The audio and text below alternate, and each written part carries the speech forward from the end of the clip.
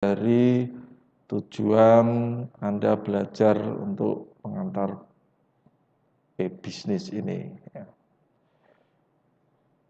Yang pertama nanti harapannya tentu Anda dapat menjelaskan apa yang disebut dengan e-bisnis dan bagaimana hal tersebut mempengaruhi organisasi. Kemudian mendiskusikan metode-metode untuk meningkatkan kemungkinan keberhasilan dalam meminimalisasi potensi risiko yang berhubungan dengan e-bisnis. Jadi yang ketiga, mendeskripsikan teknologi jaringan dan komunikasi yang memungkinkan dioperasikannya e-bisnis. Harapannya untuk yang jaringan Anda sudah dapat banyak dari mata kuliah pengenalan internet dan jaringan yang lain ya. Karena itu ada sebenarnya mata kuliah tersendiri. Tapi ya mungkin kalau nanti tuti ya akan kita bahas di situ. Baik. Yang pertama terkait dengan e-bisnis ya. Pendahuluannya seperti ini. Jadi e-bisnis ini dapat merujuk pada seluruh penggunaan tingkat lanjut dalam teknologi informasi, khususnya teknologi jaringan dan komunikasi untuk meningkatkan cara organisasi melakukan seluruh proses bisnisnya. Jadi e-bisnis ini kalau Anda paham berarti di situ penggunaan tingkat lanjut keseluruhan ini ya dalam teknologi informasi khususnya teknologi jaringan dan komunikasi ya. Ini untuk meningkatkan cara organisasi melakukan seluruh proses bisnisnya. Artinya baik yang di dalam maupun hubungannya dengan keluar. Jadi e-bisnis itu baik yang di dalam ya. Istilahnya lingkar dalam sama lingkar luar. Jadi ini keseluruhan proses bisnis. Kalau kemarin kita mengenal sudah proses bisnis, sekarang bisnisnya. Hubungannya dengan Pak kalau kemarin kita sudah paham mengenai rantai nilai dan lainnya itu, sekarang kita lihat hubungannya dengan teknologi jaringan dan komunikasi. Gitu ya. Kemudian e-bisnis bukan hanya merupakan interaksi eksternal organisasi dengan para pemasok, pelanggan, investor, tetapi juga kreditor, pemerintah, dan media massa. Ya, bukan hanya ini maksudnya, tetapi juga termasuk penggunaan teknologi informasi untuk mendesain kembali proses internalnya, yang di dalamnya, ya, lingkar dalamnya, bukan hanya lingkar luar, tetapi lingkar dalam juga. Ya, tentu seperti yang saya sampaikan kemarin tergantung dari perusahaannya dia. Apakah dia pabrik, apakah dia distributor, ya, hubungannya itu kalau untuk keluarnya ya. Dengan pemasok atau dengan pelanggan langsung, dengan investor juga. Gitu ya. Bagi organisasi dalam berbagai industri ikut serta dalam e-bisnis bukan lagi merupakan pilihan. Kalau sekarang ini ya. Jadi sekarang ini sudah merupakan suatu kebutuhan. Ya. Sudah merupakan suatu kebutuhan. Ya. Ya, itu baru datang Mas Satri Akbar, Mbak Zahrutul juga selamat bergabung. Kemudian perhatikan di sini, ikut serta dalam e-bisnis, ya sekarang ini ya, sudah tidak memberikan keunggulan kompetitif kalau masa saat ini. Jadi karena sudah kebutuhan, ya sudah bukan lagi keunggulan kompetitif karena itu sudah kebutuhan. Malah kalau tidak menggunakan dia ketinggalan, itu maksudnya begitu. Ya. Kalau dulu mungkin ya karena teknologi informasinya belum begitu maju ya dia sudah melakukannya dengan model e-bisnis, itu keunggulan kompetitif yang luar biasa. Ya. Tetapi sekarang sudah menjadi kebutuhan. Namun, perhatikan, dapat menjadi keunggulan kompetitif jika organisasi mempergunakannya untuk secara lebih efektif, ya, mengimplementasikannya itu ya, strategi dasar mereka dan meningkatkan efektivitas serta efisiensi aktivitas-aktivitas rantai nilainya. Jadi kalau dia bisa menggunakan dengan sebaik-baiknya, ya, sebaik-baiknya itu keefektifan dan efisiensinya itu sedemikian bagus, ya. Berarti kan sistemnya yang bagus, perbaiki terus. Nah, itu jadi keunggulan kompetitif. Ya. Kalau Anda ingin melihat perbandingan sistem ini ya. Kita itu maksudnya perkembangan ya, pertumbuhan sistem. Anda bisa lihat di toko-toko online misalnya ya. Entah itu yang besar-besar maksud saya, yang entah Lazada, Bukalapak, Shopee dan lainnya. Anda perhatikan setiap waktu, setiap saat secara periodik ya, entah 1 bulan, entah 2 bulan, entah berapa, itu selalu ada beberapa fitur yang berubah dan ada pembaruan. Hampir setiap sistem itu kalau Anda lihat ya, kalau untuk teknologi informasi itu tidak pernah berhenti. Selalu ada pembaruan. Implementasinya berubah-ubah sesuai strateginya buat ini. Oh, ini ada promosi ini, ada ini ya.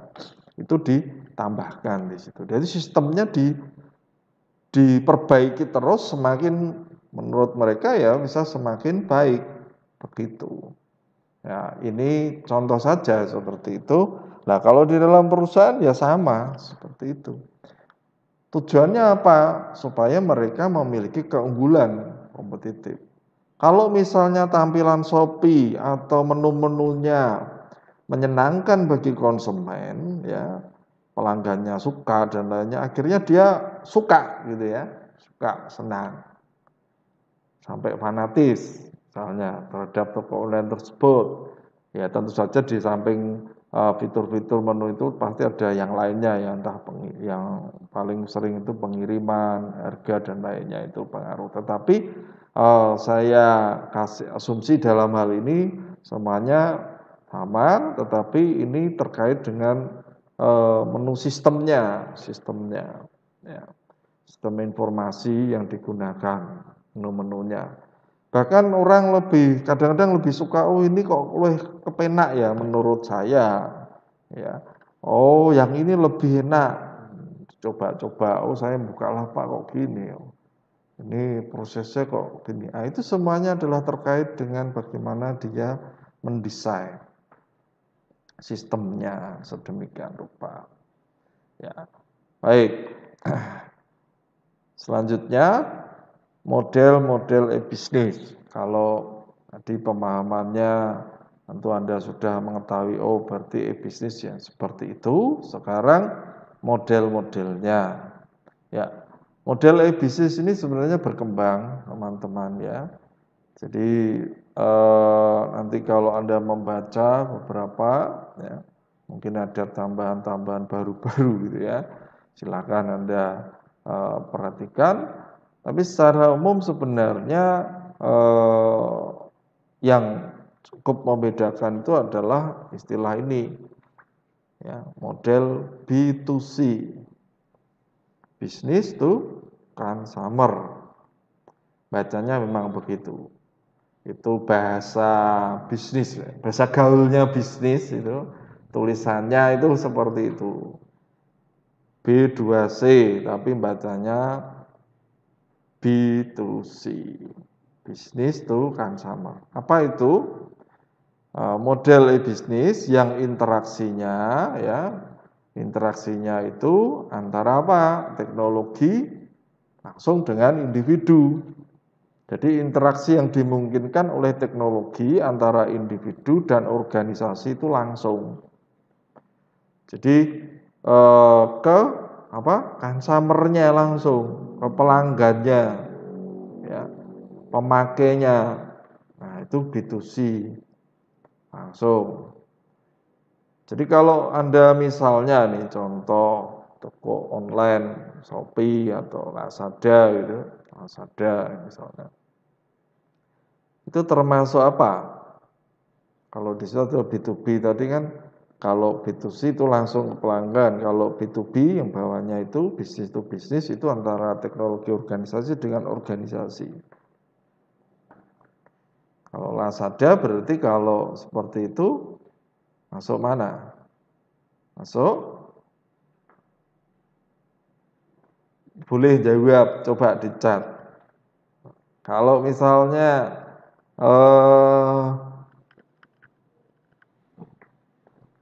kita contohkan misalnya ya, kalau B2C itu seperti itu, B2B seperti itu, berarti kalau misalnya Lazada, Anda itu masuk apa? Masuk B2C atau B2B? Tolong dicat apa yang baru hadir juga itu yang baru mungkin mulai coba dijawab Mbak siapa itu yang hadir, Mbak Ika Ajeng atau Mbak Catherine atau itu yang baru hadir itu Mbak Lea Mary juga ya. Kalau Anda memahami model bisnis B2C itu adalah antara individu dan organisasi, jadi langsung pelanggan. Kalau B2B itu antara organisasi dengan organisasi. Nah, kalau saya contohkan Lazada, kira-kira masuknya yang mana? B2C atau B2B? Business to consumer atau business to business? Halo, tolong dicat mana? Waduh. Ayo dijawab. Dicat boleh. Ini halo. Boleh diketik dicat ya. Katakan sesuatu. Saya tanya misalnya ini contohnya.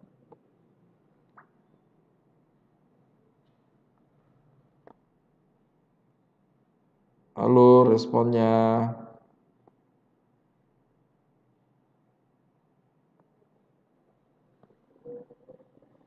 B2C.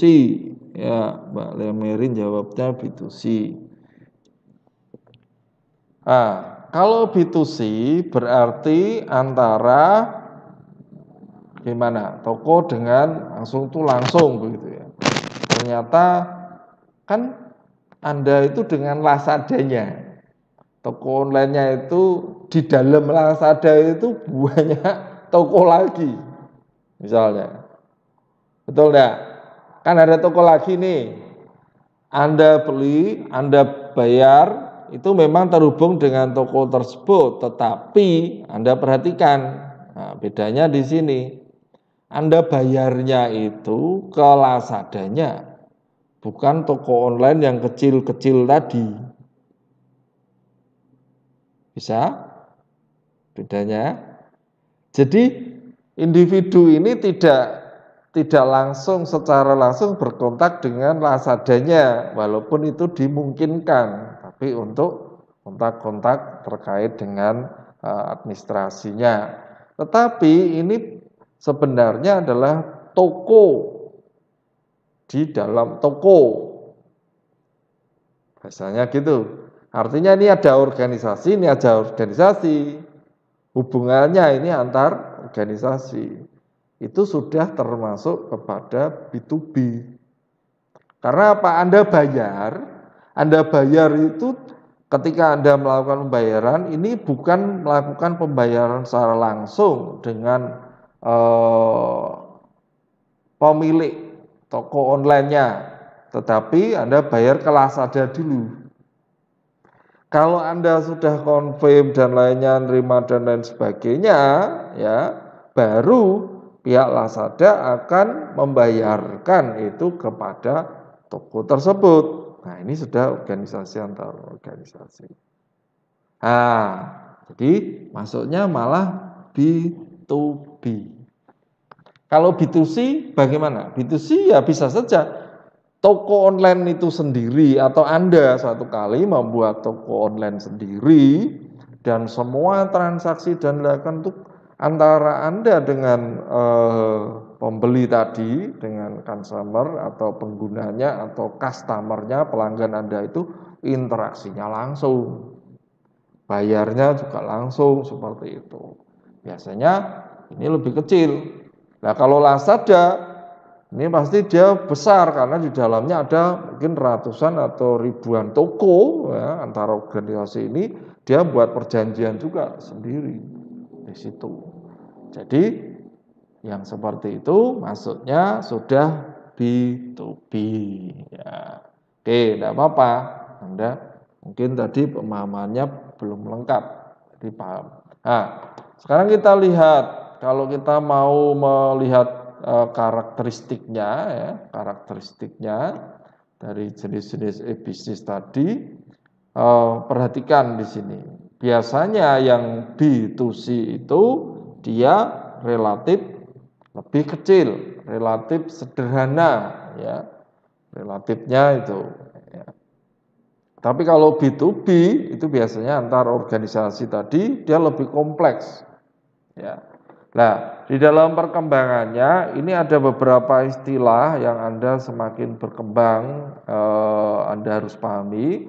Di situ ada B2G atau business to government, B2E atau business to education.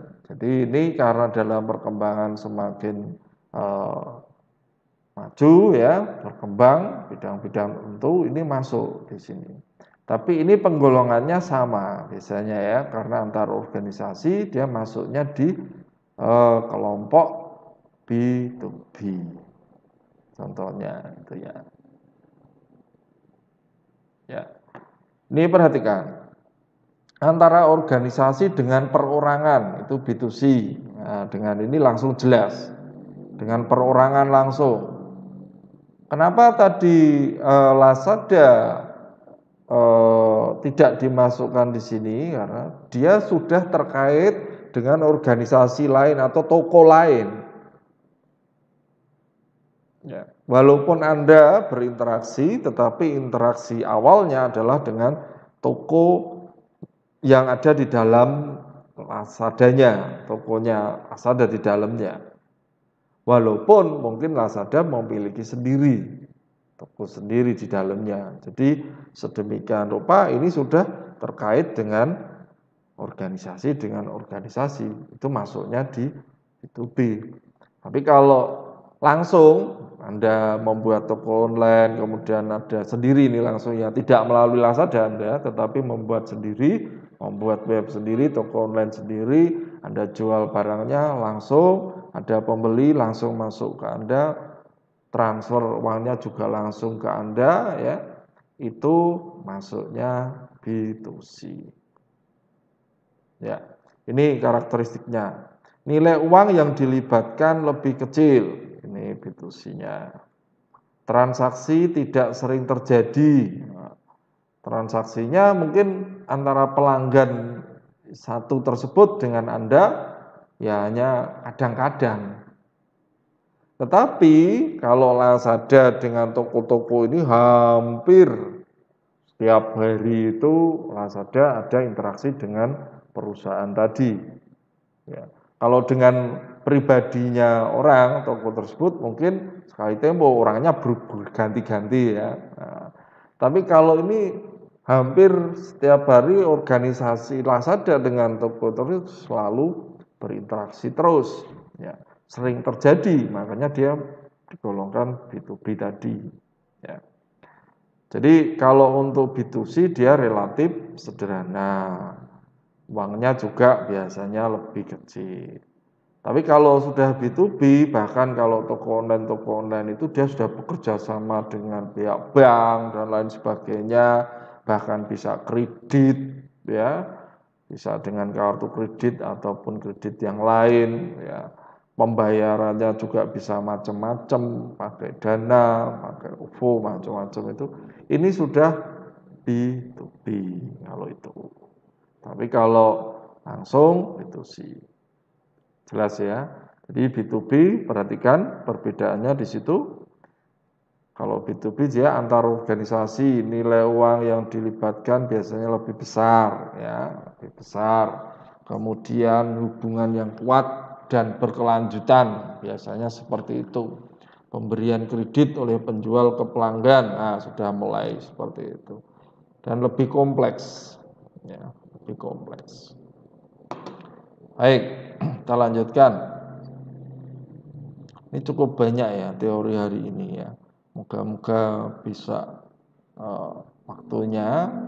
Tapi kalau tadi nanti yang di belakang seandainya nggak nututi jaringannya, ya mungkin Anda perlu melihat kembali mata kuliah yang terkait dengan jaringan atau internet ya. Saya yakin kayaknya dapat itu dan sudah dapat karena Anda sudah 2 tahunan ini ya, 2018 tahun katanya, berarti sudah 2 tahun.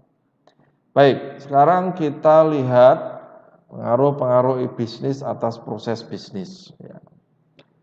Mungkin kalau Anda membaca di bukunya Marshall Romney itu, Anda bisa memahami lebih banyak terkait dengan ini sebenarnya karena penjelasannya banyak.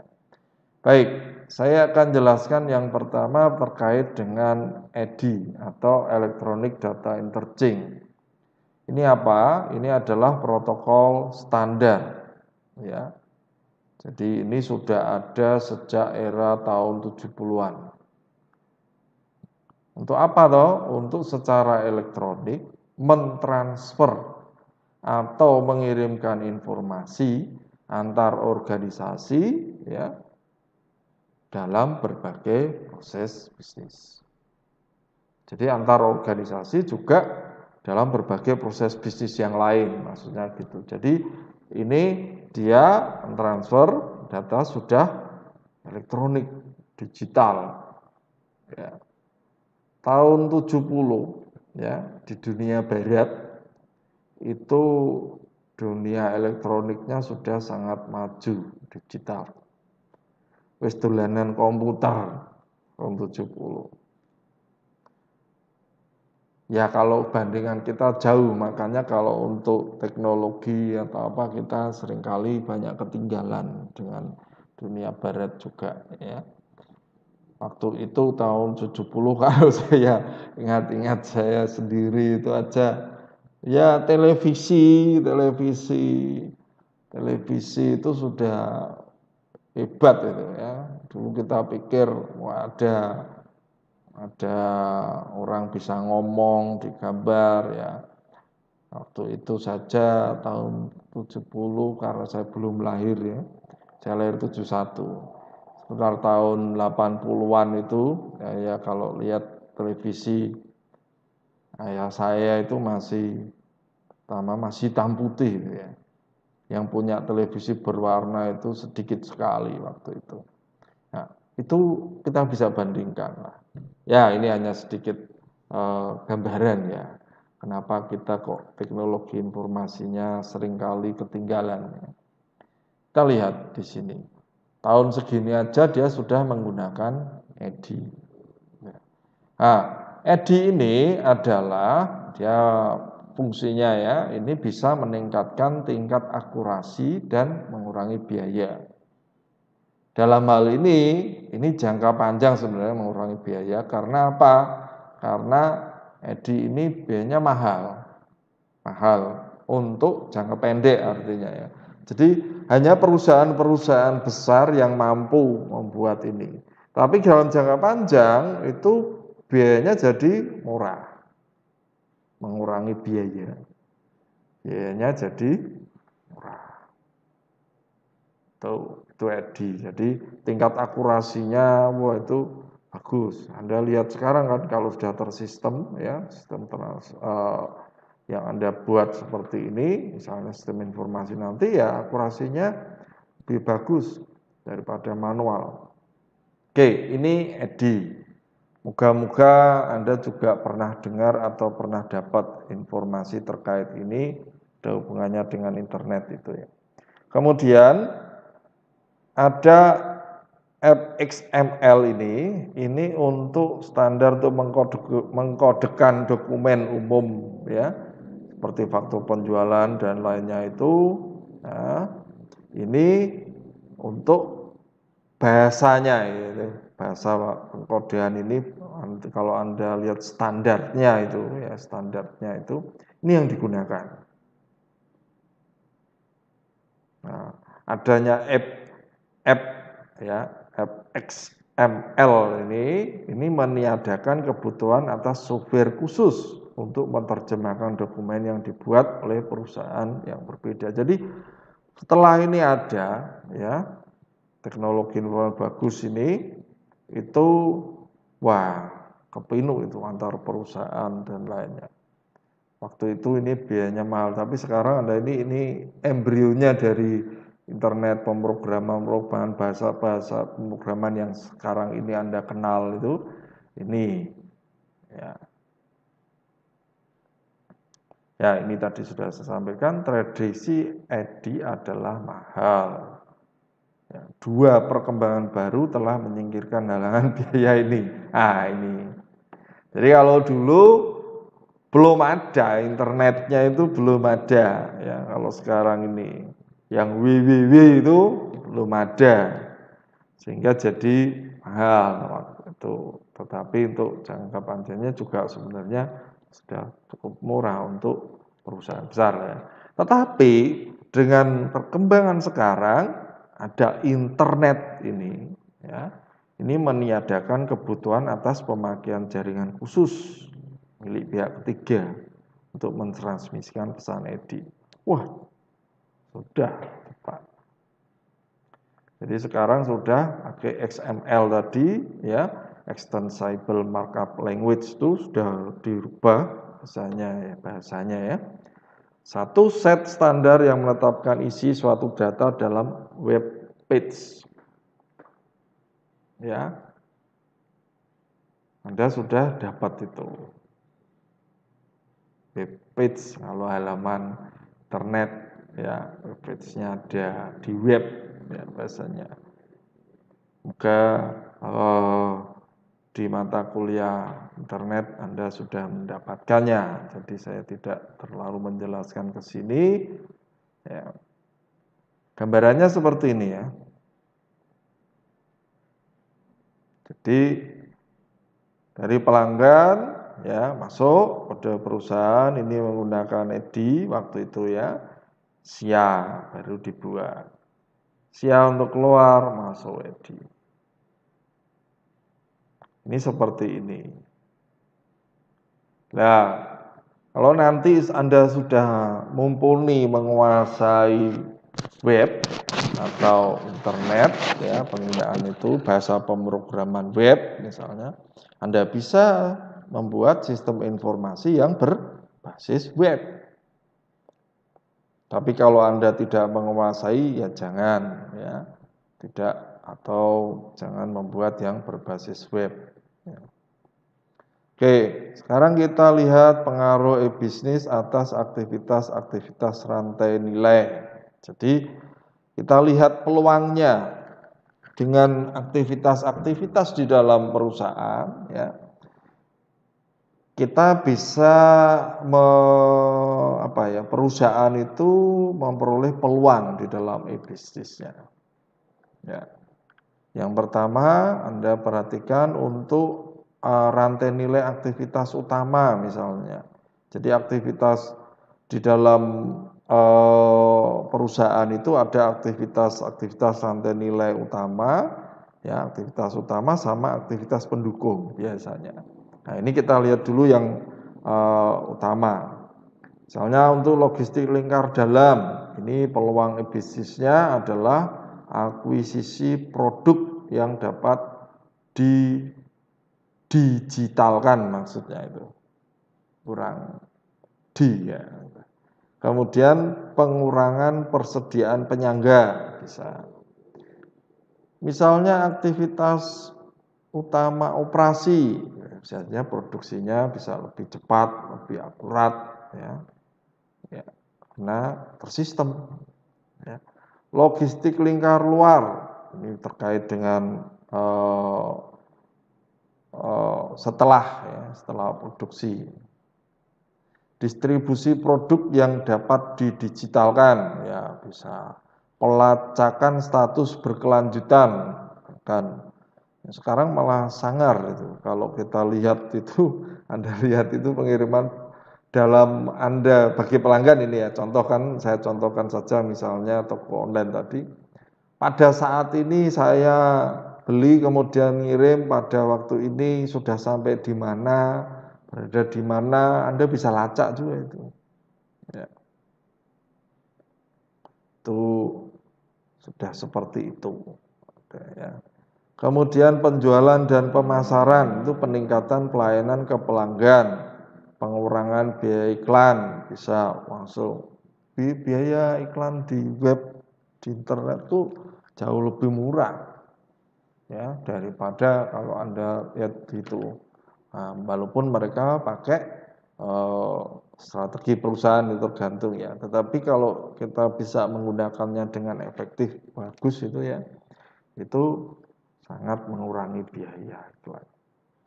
Periklanan dengan lebih efektif. Kenapa? Jualan terus. Ya. Pagi, siang, malam, jalan aja bisa iklannya. Tidak terbatas oleh waktu. Ya.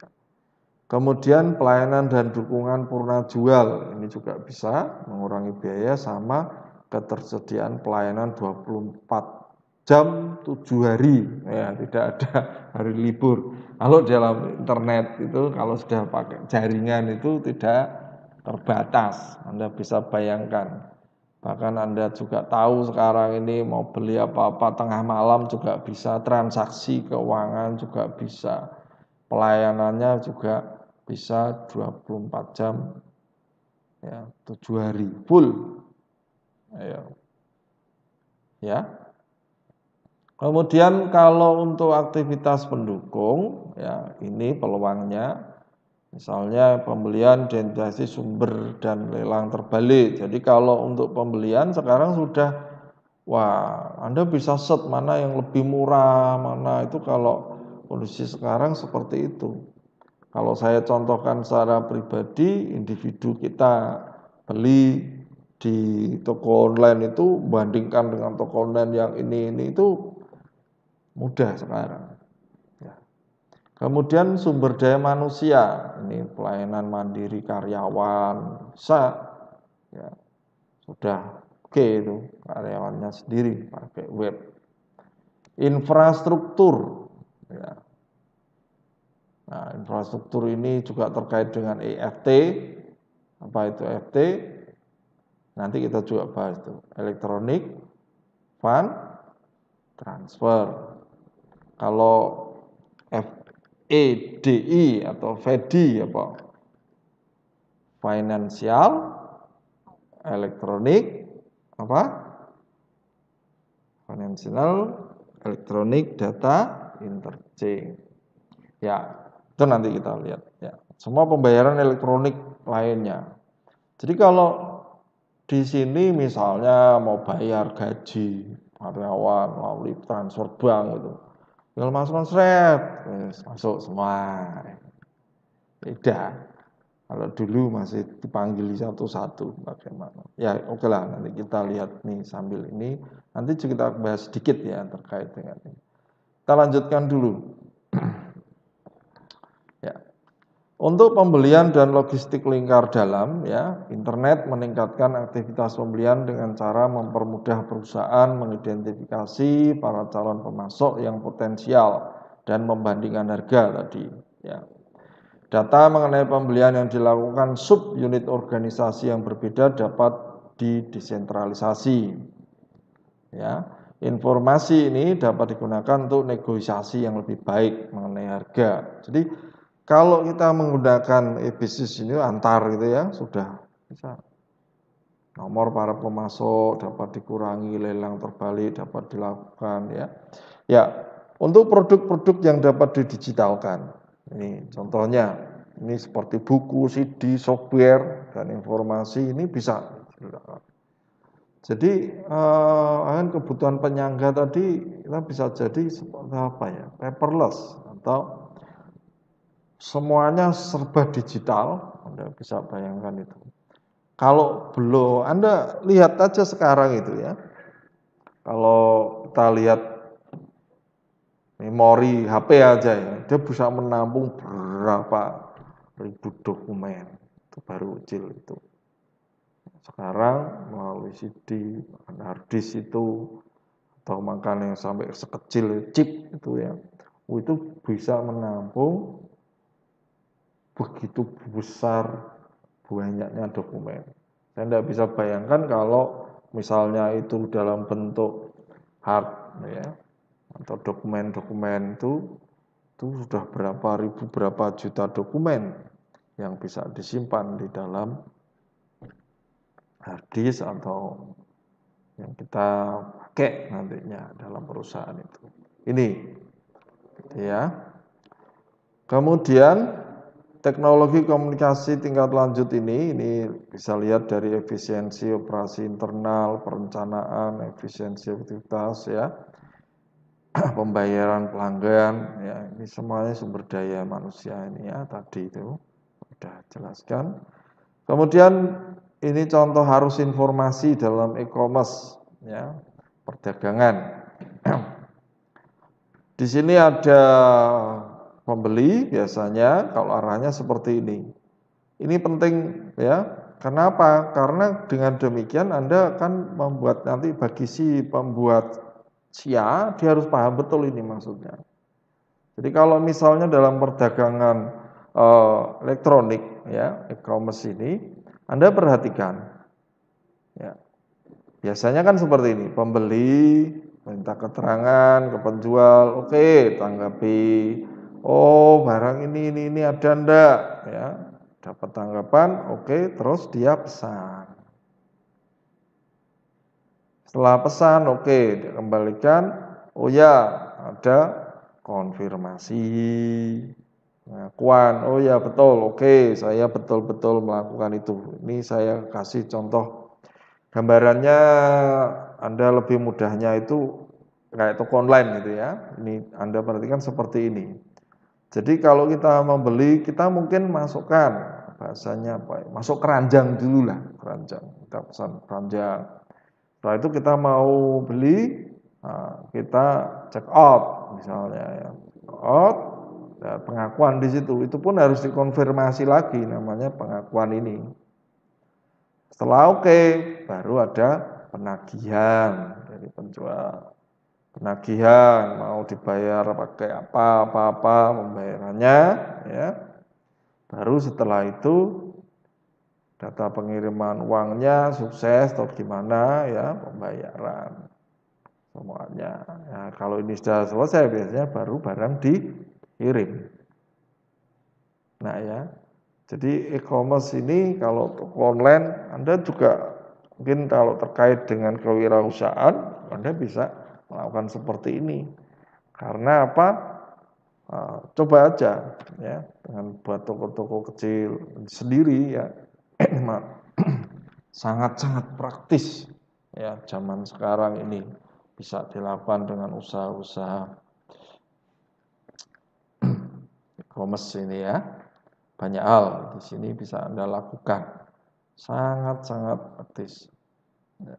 Bahkan kalau untuk kewirausahaan itu tidak harus punya barang dulu. Karena ini kan pembayaran dulu ini. Baru bayar baru dikirim. Ya, delay gitu. Baik, supaya nggak melenceng saya lanjutkan ya. Oh tadi ini ya. Ya. Yang saya sampaikan tadi, Financial Electronic Data Interchange, FEDI. Penggunaan EDI untuk bertukar informasi hanyalah bagian dari itu, tetapi yang biasanya digunakan ini. Nah, Ada namanya electronic funds transfer, merujuk pada proses pembayaran tunai secara elektronik daripada menggunakan cek. Nah, langsung. Ya, itu EFT namanya. EFT biasanya dicapai melalui sistem perbankan, yaitu jaringan automated clearing house, ACH. Moga-moga Anda dengan istilah-istilah ini paham. Oh, bisnis seperti itu ya. Jadi clearing otomatis langsung masuk, gitu ya. Gaji dan lainnya itu langsung. Jadi walaupun pegawainya ratusan ribuan itu mudah bank karena pakai ini metode ini. ACH kredit adalah perintah kepada bank Anda untuk memindahkan, mengirimkan dana dari rekening Anda ke rekening lain. Itu kredit. Kalau debit adalah perintah kepada bank Anda untuk mengirimkan dana dari rekening lain ke rekening Anda. Itu kerja nyamannya seperti itu. Oke, lanjut ya. Yang penting Anda paham ini. Ini setelah ini kita masuk ke jaringan ya, jaringan-jaringan yang digunakan. Ya. Kalau gambaran dari FED atau FED ini seperti ini, misalnya. Jadi perusahaan A, data pengiriman uang, instruksi pembayaran bank perusahaan A, kemudian ke bank perusahaan B melanjutkan ke perusahaan B, seperti itu. Ini data pengiriman uang, misal seperti itu. Nah, biasanya kalau untuk bisnis yang memudahkan seringkali adalah supaya mudah itu ya, ini dalam satu bank yang digunakan itu sama, itu kepenak itu lebih ya. Tapi bukan berarti tidak bisa dengan bank lain, bisa ya. Karena ini kan terkait dengan strategi sama kerjasama ya. Jadi ya secara alurnya seperti ini. Kalau banknya yang digunakan sama lebih mudah prosesnya. Oke, saya lanjutkan. Nah, ini sudah masuk ke jaringan-jaringan ya. Moga-moga masih tahu ASP itu apa ya. Ini terkait dengan jaringan sama internet penggunaannya.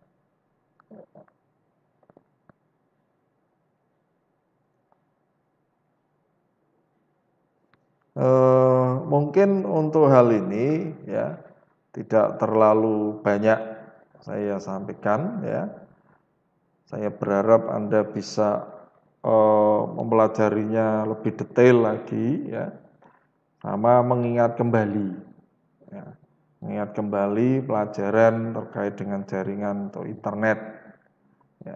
ASP itu apa ya, ini tadi kalau memang ya oke, kalau memang belum paham Anda bisa lihat ini ya presentasi saya. Jadi ASP itu adalah ini perusahaan yang menyediakan akses.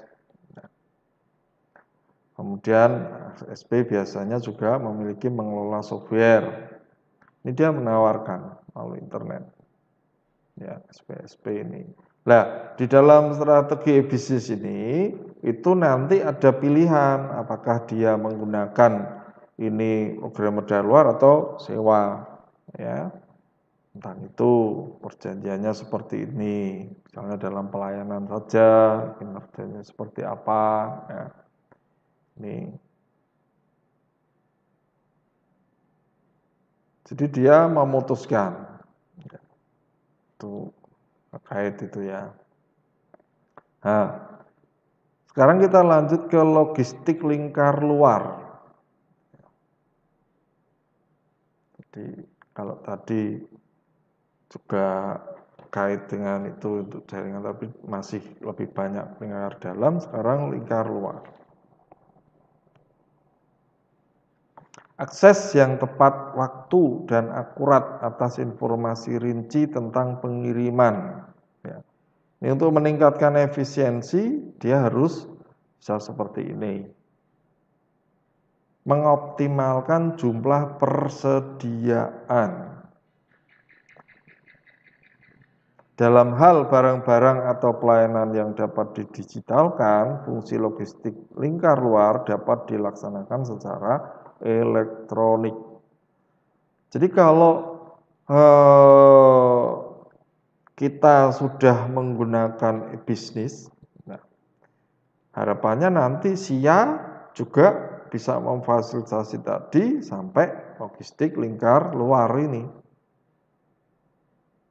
Ya, pengirimannya, tentang pengiriman, tentang persediaan. Kalau sudah menggunakan berbasis, misalnya Anda membuat sistem informasi berbasis web gitu. Pelanggan itu atau customer dia akan bisa lihat, oh ini stoknya ada berapa, langsung dia ada persediaannya. Dikirim kapan, bahkan itu bisa komunikasi di internetnya. Nah, ini peluangnya di situ bisnisnya ya. Penjualan dan pemasaran, perusahaan dapat menciptakan katalog elektronik di website. Ya. Ini kemudian signifikan mengurangi jumlah staf. Ya, ini plus minus juga saya sampaikan bahwa semakin nanti teknologi itu semakin canggih, ya, kebutuhan tenaga manusia, ya, staf itu semakin minimalis. Ya, tidak terlalu banyak membutuhkan itu. Ini juga dalam tanda petik nanti di dalam kekurangan dari bisnis.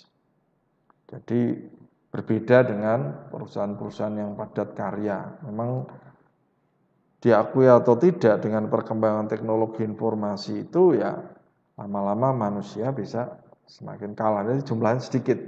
Tapi manusia yang memiliki kemampuan terkait dengan teknologi informasi dia sangat dibutuhkan nanti seperti itu. Ya, lanjutkan pelayanan dan dukungan purna jual. Tadi ini sudah penjelasannya ya, yang terkait dengan peluang-peluang e-bisnis ini ya. Oke, faktor-faktor keberhasilan e-bisnis ya. Baik. Sekarang kita lihat faktor-faktor keberhasilan di dalam e-bisnis. Ini yang secara umum ada dua faktor penting. Ya. Faktor pertama adalah tingkat kesesuaian dan dukungan aktivitas e-bisnis atas strategi keseluruhan perusahaan. Tingkat kesesuaian dan dukungan.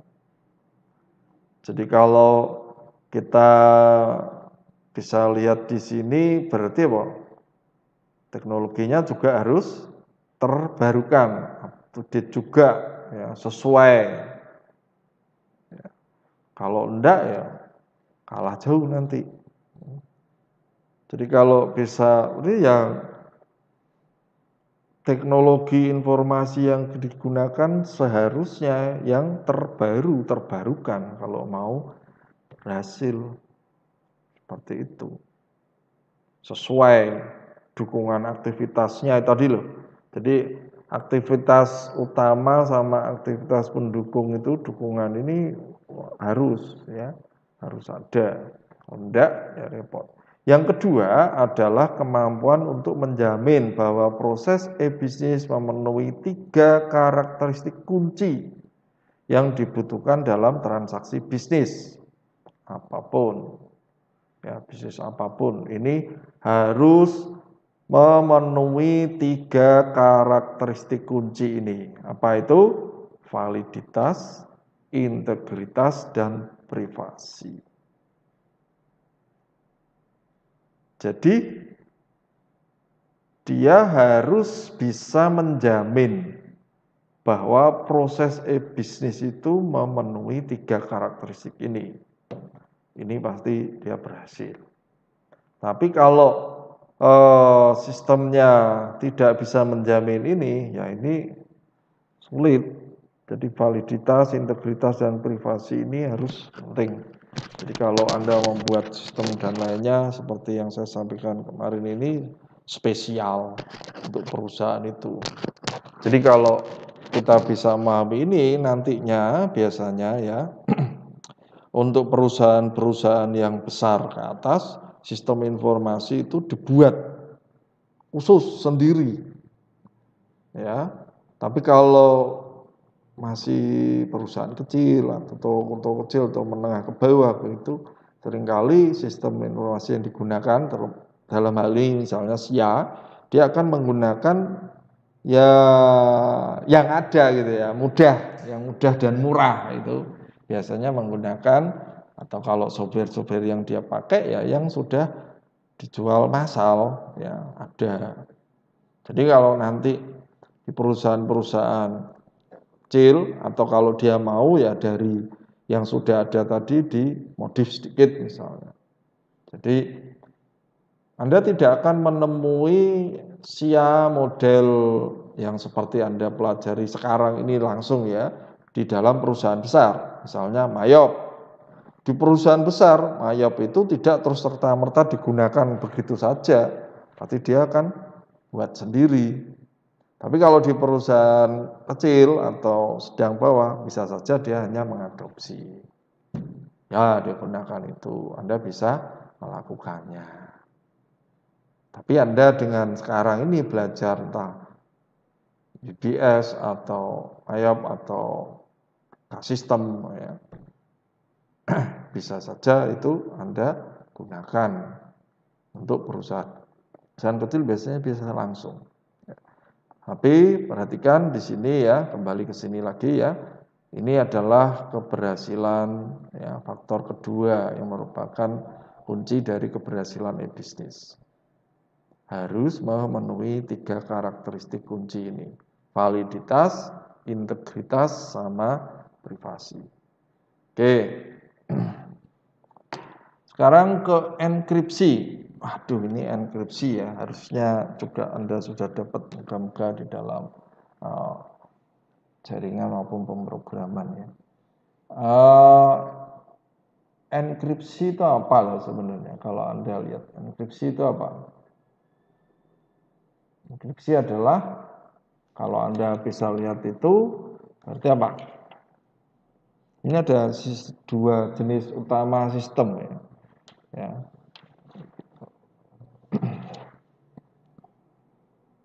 Apa instruksi?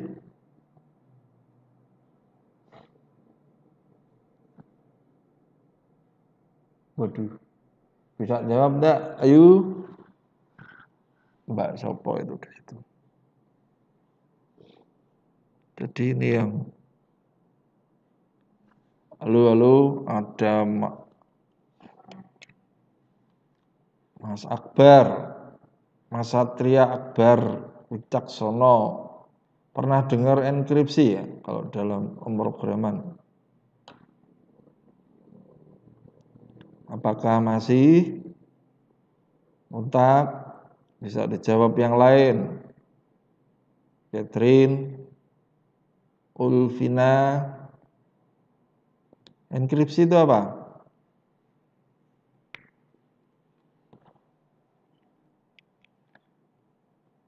Wah, sudah pada hilang. Bisa dicat coba. Atau yang bisa dengar langsung bisa dicat di situ.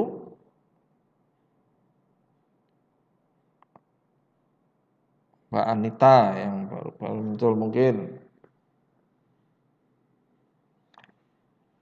Baik, biar cepat ya. Jadi enkripsi itu konversi itu loh, konversi dari proses konversi ya, konversi pesan dari teks ya, dari teks kemudian dibuat dengan kode-kode rahasia. Itu enkripsi.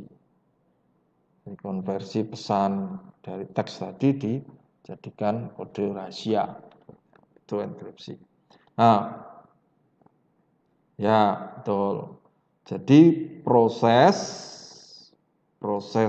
pesan, ya, proses konversi ya, yang di konversi itu pesan teksnya dijadikan kode. Nah, itu jawab itu Mbak Catherine ya, sudah jawab. Enkripsi adalah proses mengamankan suatu informasi dengan membuat informasi tersebut tidak dapat dibaca tanpa bantuan pengetahuan khusus. Ya, baik. Ya, secara umum ya, itu bagus ya. Sudah benar Mbak Catherine. Secara umum itu sebenarnya adalah proses konversi pesan ya dari teks tadi menjadi kode rahasia. Ya, ini di dalam proses nanti ada dua jenis utama sistem enkripsi. Kembali ke sini ya. Sistem kunci tunggal sama infrastruktur kunci publik. Ini kalau sistem kunci tunggal sama untuk melakukan enkripsi dan enkripsi pesan. Dia sederhana, cepat dan efisien. Ya. Contohnya itu algoritma standar enkripsi data. Ini contohnya. Oke, saya mungkin ini juga saya agak cepat. Saya yakin Anda sudah dapat tadi dengan ini. Saya lihat Mbak Catherine tahu ini berarti waktu mengikuti mata kuliah yang lain Anda masih ingat ini ya. Ini biasanya ngajar siapa ya? Pak Iman mungkin ya. Terkait ini Pak Iman atau Pak Arsito ya. Infrastruktur kunci publik yang mempergunakan dua kunci dia. Kunci publik tersedia untuk publik dan biasanya dapat dipergunakan untuk mengkodekan pesan. Kemudian kunci pribadi tetap rahasia hanya diketahui oleh pemilik kedua kunci tersebut dan biasanya dapat dipergunakan untuk mengkodekan pesan. Oke, baik, saya lanjutkan. Ini keuntungan dan kerugian Anda bisa ajari lebih lanjut nanti ya. Dan saya rasa juga sudah dapat ini, makanya saya percepat. Oke, intinya itu ya, bisnisnya, kemudian ada tanda tangan digital. Ya. Ini kalau di dalam proses e-bisnis itu juga penting nanti. Sertifikasi digital juga, jenis-jenis jaringan. Oh ya, udah masuk sini. Oke lah, yang ini nanti minta tolong ya, kita bisa atau Anda mereview kembali mata kuliah yang sudah Anda dapatkan terkait dengan jaringan dan internet. Ya, ini saya percepat aja. Ya, ini pasti Anda tahu. Ada LAN, WAN, ya. LAN, WAN, ya itu apa? Nah, semua ini ya, jenis-jenis jaringan dan semuanya itu di dalam e-bisnis itu menjadi sebuah suatu kesatuan. Tidak bisa dipisahkan lagi. Jadi sekarang ini kalau teknologi jaringan, perusahaan itu tidak menggunakan teknologi jaringan dan komunikasi, dia ketinggalan malah. Ya, ini e-bisnis seperti itu. Ini jenis-jenis jaringan, saya rasa juga Anda sudah paham. Komunikasi data, komponen-komponen sistem, ya, data dan jaringan Anda sudah dapat. Ini oke, ya baik. Saya rasa untuk ini bisa dipelajari sendiri ya. Materi tetap saya nanti kasih, ya, bisa Anda dapatkan di Syakat juga, dan juga mungkin kalau memang kesulitan bisa langsung di WA, nanti WA grup saya kasih ini ya, seperti ini terkait ini ya. Ya, ini konfigurasi jaringan. Ya, ini semuanya terkait dengan jaringannya. Nanti Anda dapat ini, sudah kayaknya ya, sudah dapat. Ya, baik. Akhir saya menyampaikan sedikit untuk mengingat ya sampai enkripsi yang utama tadi ya. Kalau yang jaringannya oke lah itu biar mata kuliah lain yang menjelaskan lebih banyak. Walaupun itu juga saya kasih untuk mengingat kembali ya. Kuis ini tolong dikerjakan sendiri. Nah, biar apa? Biar ingat gitu ya.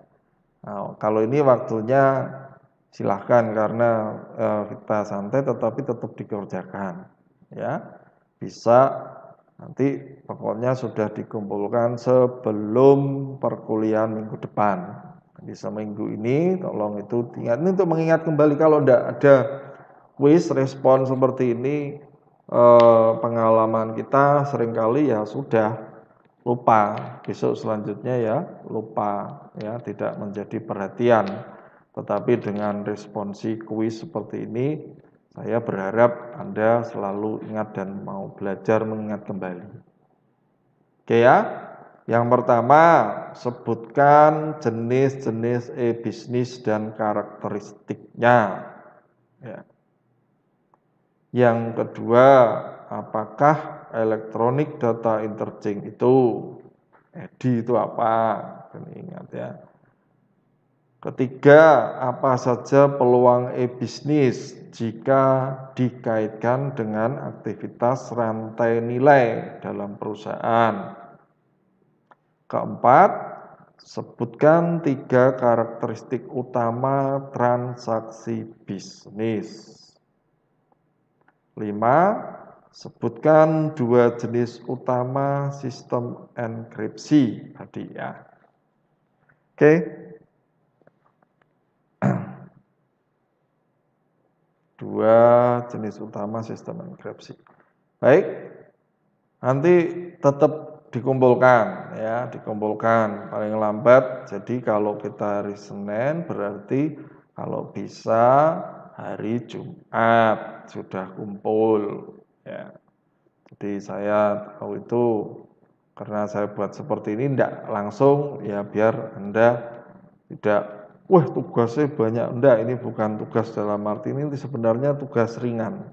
Dan dengan ada tugas ini Anda akan mengulang kembali, lihat lagi nanti.